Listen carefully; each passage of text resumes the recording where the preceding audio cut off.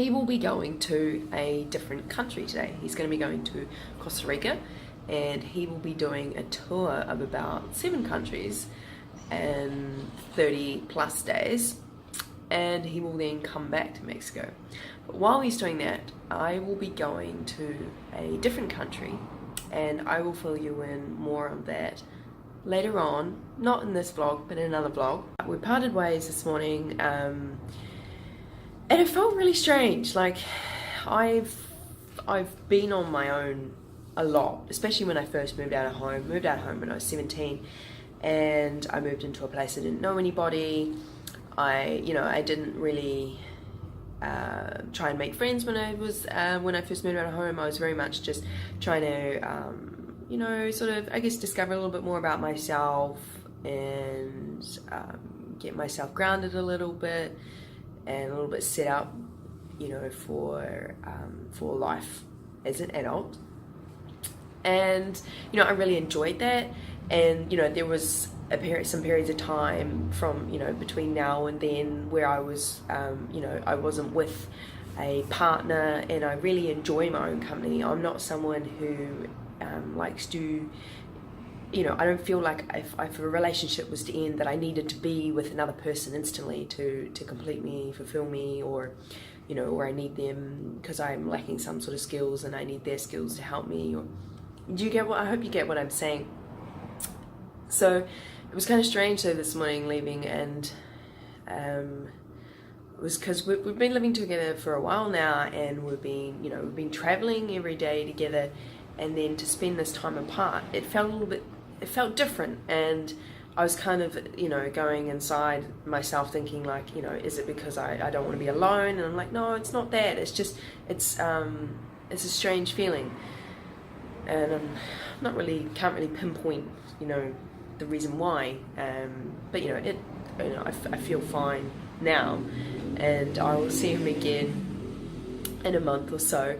And the reason that we are splitting ways is something that I may or may not explain later in another vlog, but it was it's not anything to do with our relationship and that our relationship is unstable or that we don't like each other anymore or anything like that. It was actually my idea. There was something that I wanted to do that he's not really into, and I thought, well, while I go do that, why don't you go do something really fun as well? He's done a tour, like a compact tour, sort of like that before in Southeast Asia, and if you've got a little bit of cash, you can go on things like that, or even if you want to just do like a really short one. And he's worked really, really hard, and he has saved up a lot more money than I had. So I sort of said, why don't you do something like that? It's kind of stress-free, even though you're moving around a lot, because everything's sort of organized for you and you just go with the flow, and there's options for you what you want to do each day. Sometimes you all have to go to the same place because you might be all taking a long bus ride somewhere, but there'll be activities where you may get to choose what you want to do. So yeah, so that is where I'm at the moment while I'm filming this.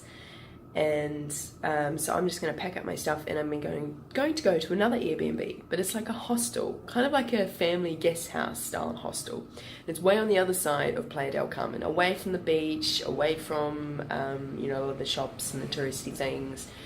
And it'll be interesting. It's there's a highway pretty much straight down Playa del Carmen, and like one side is kind of more the touristy side beside the beach and the shops, and the other side is more, I think, where the people that live here much longer term, that are not like expats or anything like that, people that are Mexican and then have been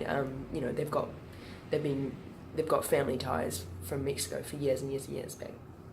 And I don't normally calculate things in US dollars, but because of how cheap it is, I thought, why not? And the place I'm staying at is literally $5 US a night. And I'm not expecting it to be spectacular or anything like that, but just because my budget's a little tight, and hey, why not experience things like this? I thought it'd be good.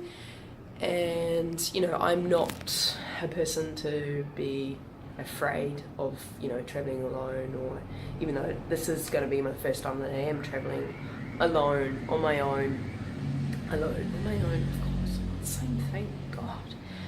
But for this sort of period of time, and you know, it's a country that doesn't necessarily speak English, so that's also been another thing that can be a little bit of a hurdle if you don't speak Spanish while you're here. But we're picking up words here and there, and now that I'm going to be alone a lot, I'm going to have more spare time to learn those sort of things. It means that I'll probably do less sort of activities, and I'll be spending a lot more time on the computer, creating content for you, and maybe doing some of my own sort of inner work and things like that. So I better finish this here because I'm going to quickly finish packing up the bag and then head across the other side of town to the other Airbnb I'm staying at. So I've arrived at the hostel and I haven't met the owner yet, so I'm not sure which bed I'm in. However, I've met a few of the people that are staying here, and I won't record a tour of the place today, I don't think, but I will need to go get some more fruits and vegetables and some water. So I'm going to try and figure out where that is in this area. But I was going to tell you, when I was coming over here from the other side of Playa del Carmen that we were in, and the taxi driver was trying to overcharge me to get here. So he was like, it's 150 pesos. And I was like, no, it's not. It's like 60. And he's like, no, that's the local price. And I was like, well, you told me the local price now, so, you know, I'm not going to get in the taxi for 150 to get over here. And he's like, oh, okay. So you might need to watch out on them doing that. That's just something that they tend to do. I would have preferred to catch like the public transport here, but it's a bit harder when you've got bags, and I had like a couple of bags full of food that I wanted to bring over to try and save some money on food costs. So I've just been moved to another area within like the hostel, just because when I arrived I wasn't really sure, you know, what options were available. We were about to sleep, and the owner wasn't home yet, and he just got home just before.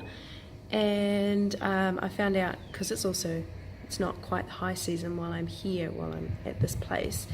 The hostel isn't quite as full as what it would be if it was a high season. So there's actually a room that I'm in. I don't know if you can see, and there's like 3 beds. So there's like that sort of you can pull that one down there out, and there's also a bathroom that's connected to this room that others probably wouldn't normally use, and there's no one else in this room, so it's pretty good.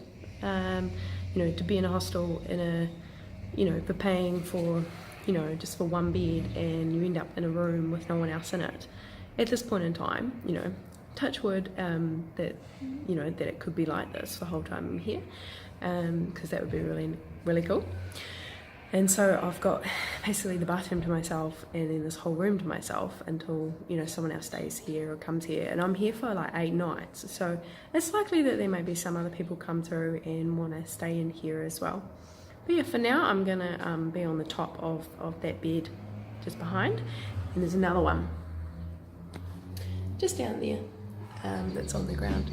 So yeah, I mean, if there was like a couple or something come in and they wanted to sleep in this room, then I'd probably just hop off that bed, and they would probably, be best for them to sleep there, and I can sleep down there, or some friends or whatever, like a group of 2 people that, it's probably nicer for them to share that than me to share that with someone that I don't know. And like living with strangers is not anything new to me.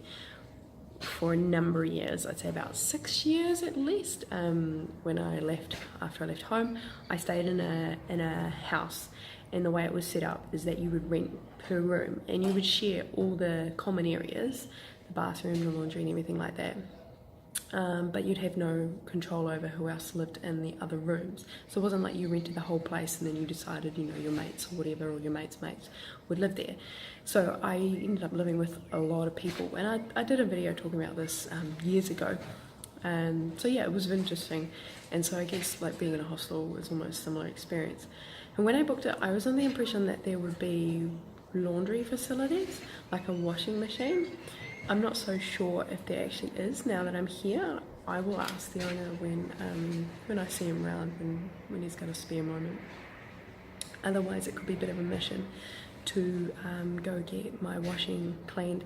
I tend to exercise pretty much every day, and if it involves running, it normally involves a lot of sweat, so I might be having to do a bit of my running gear washing in the shower, maybe. It's another way to save the trip of going down there with 3 or 4 pieces of clothes just to get them washed every day, because you're going to use them. So maybe if I just hand wash them, dry them up, and then just if you're only wearing them for that sweaty event that you're doing, running every morning or whatever it is, I don't really care if I stink while I'm running in those clothes, because it's not like I'm going to be in them all day long. And I've got to try and find a running route while I'm out here, because it's quite far away from the beach. So I was running in the beach, now I won't probably be able to here, unless I want to run all the way down there to the beach, run around a little bit and run all the way back. But like some places around here don't have very good pavements. So yeah, internet is not going too well. But I guess I could go to an internet cafe if I needed to upload any content. Otherwise I'll just continue to edit videos. I don't really need internet for editing videos, and I just download a whole lot of songs I can add, so if I need to put them in each video that I make, then got a big list there of ones to choose from.